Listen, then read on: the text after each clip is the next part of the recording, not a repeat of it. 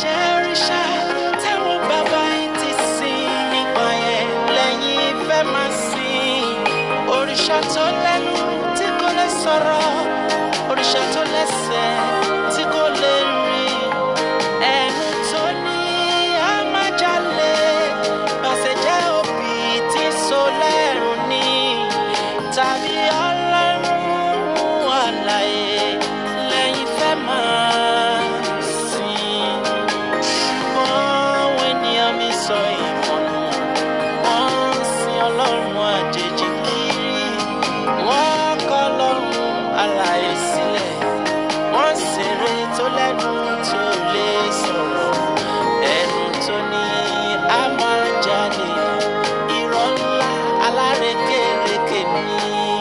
Ṣùgbọ́n bó bá jẹ́ mi àti lẹ́mi o, Ọlọ́run àlàyé làwa yóò máa sìn.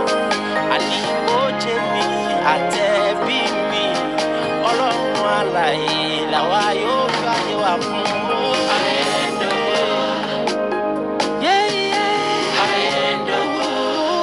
Silimaki na hayedo, odogo,